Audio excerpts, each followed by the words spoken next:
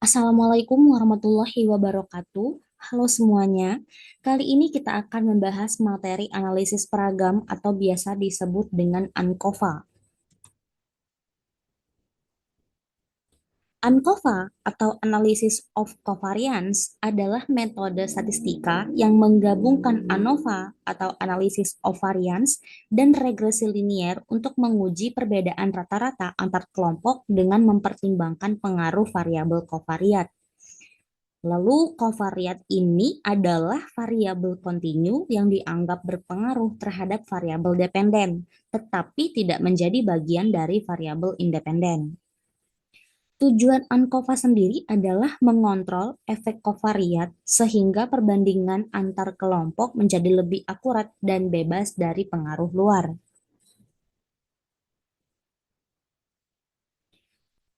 Bentuk umumnya adalah YIJ sama dengan mu tambah tau I tambah beta kali XIJ kurang X bar, lalu ditambah dengan epsilon IJ, di mana YIJ merupakan nilai pengamatan ke J pada kelompok ke I, mu merupakan rataan keseluruhan, tau I merupakan efek perlakuan dari kelompok ke I, XIJ merupakan nilai kovariat untuk pengamatan ke J pada kelompok ke I, X bar merupakan rata-rata nilai kovariat, beta merupakan koefisien regresi untuk kovariat, dan epsilon IJ merupakan error.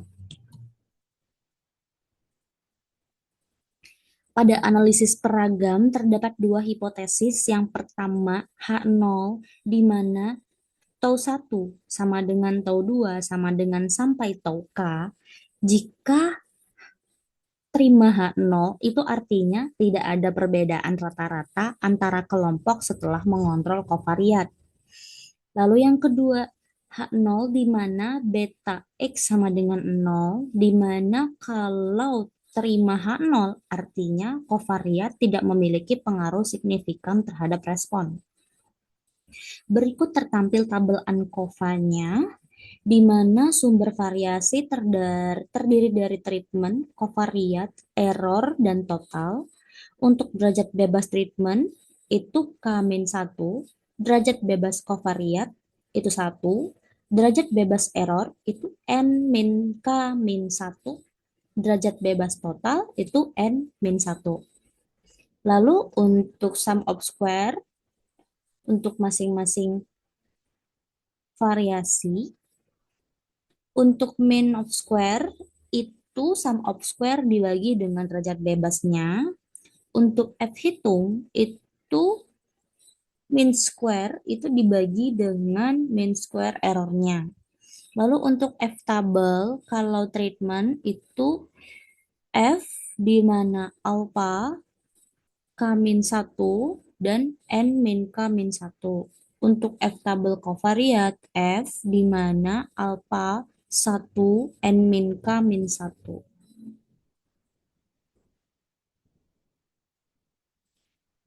Contoh soal, seorang peneliti ingin mengetahui pengaruh metode pembelajaran, yaitu metode A, B, dan C, terhadap nilai ujian siswa. Selain itu, ia ingin mengontrol pengaruh jumlah jam belajar yang merupakan variabel kovariatnya terhadap nilai ujian. Berikut datanya.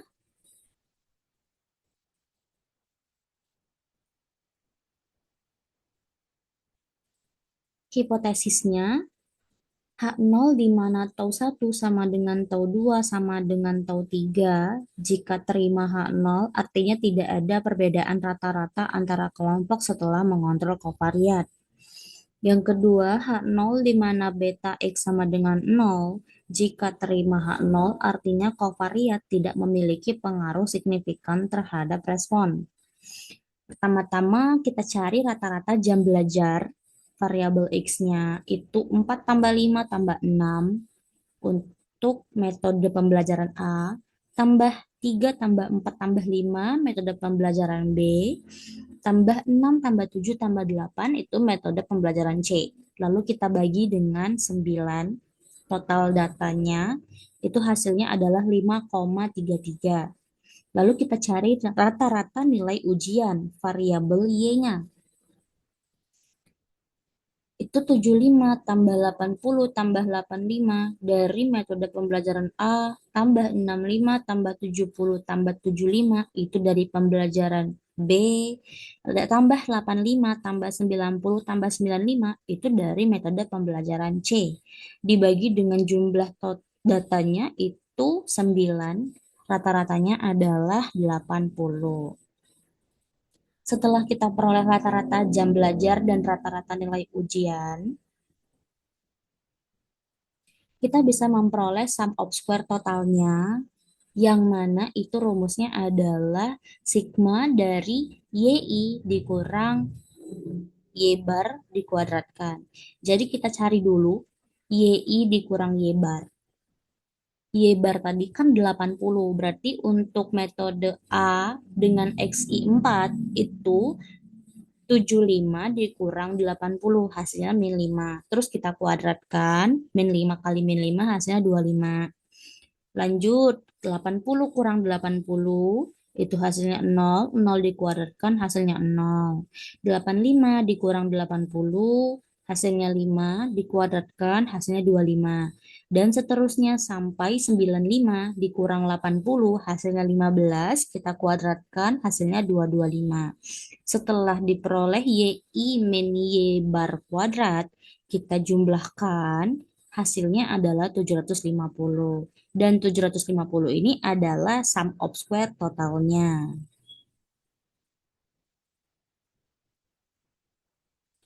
Lalu kita bisa cari sum of square covariatnya, di mana rumusnya adalah XI dikurang X bar dikuadratkan.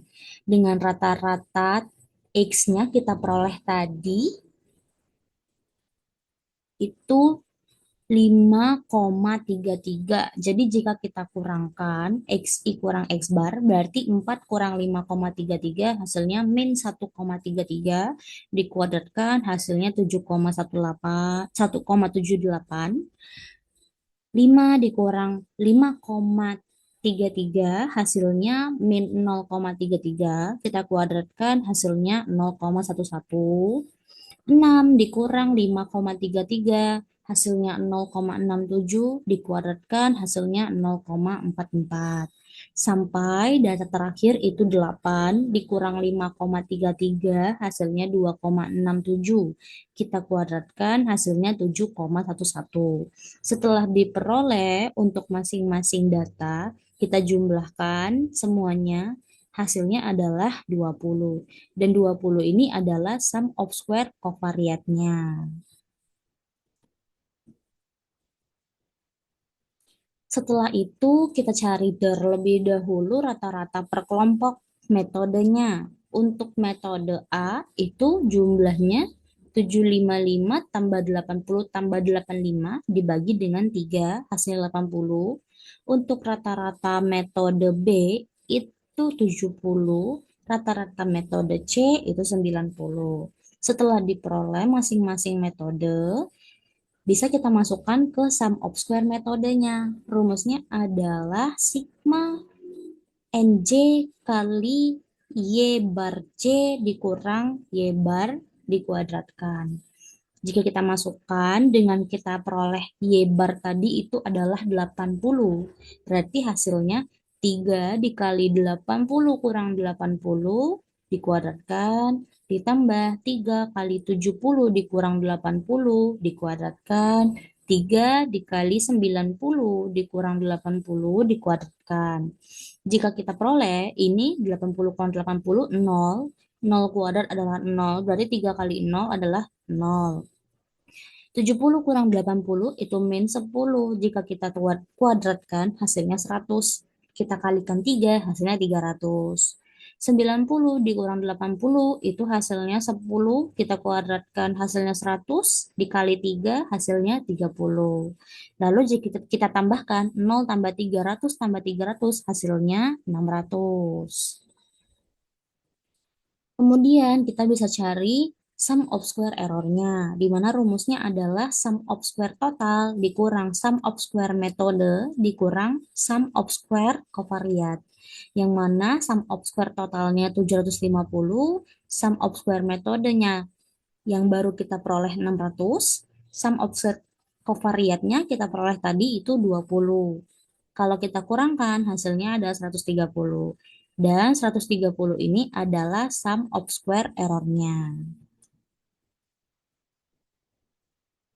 Setelah itu bisa kita cari rataan kuadrat atau mean of square. Untuk mean of square metode, rumusnya adalah sum of square metode dibagi dengan derajat bebas metode, yang mana kita ketahui dari tabel ANCOVA, derajat bebas metode itu adalah K-1. Sedangkan sum of square metode kita peroleh tadi 600. Berarti 600 sama dibagi 3 kurang 1 hasilnya adalah 300.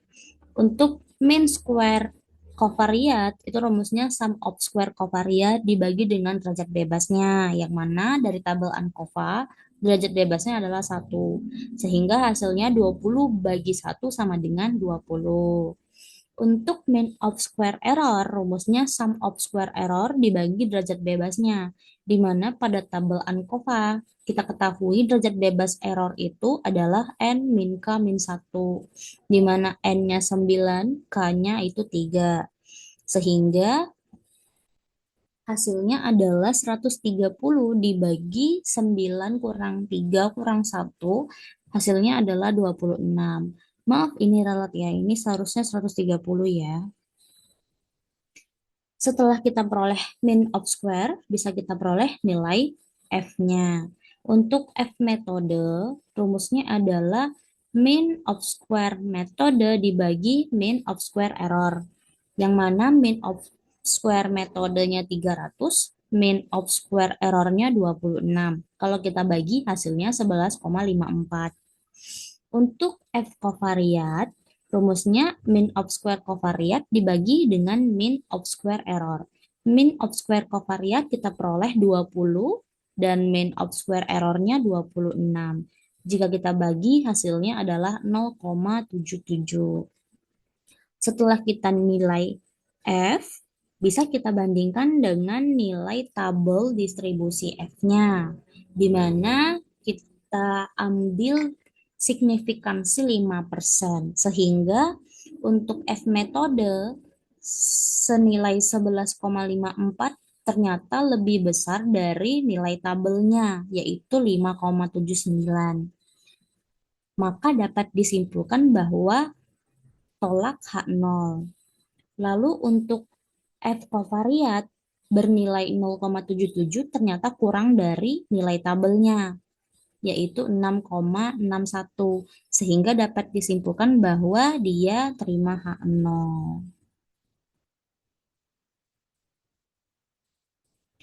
Dari nilai yang telah kita peroleh, bisa kita masukkan ke tabel ANCOVA sebagai berikut. Jadi, dapat disimpulkan bahwa ada perbedaan yang signifikan antara rata-rata kelompok setelah mengontrol efek kovariat pada tingkat signifikansi 5%, sedangkan kovariat tidak memiliki pengaruh signifikan terhadap respon. Analisis ini menunjukkan bahwa metode pembelajaran memiliki pengaruh signifikan terhadap nilai ujian, sedangkan jumlah jam belajar itu tidak memiliki pengaruh yang signifikan. Sekian pembahasan kita kali ini. Semoga dapat dimengerti dan semoga bermanfaat. Saya akhiri dengan wassalamualaikum warahmatullahi wabarakatuh.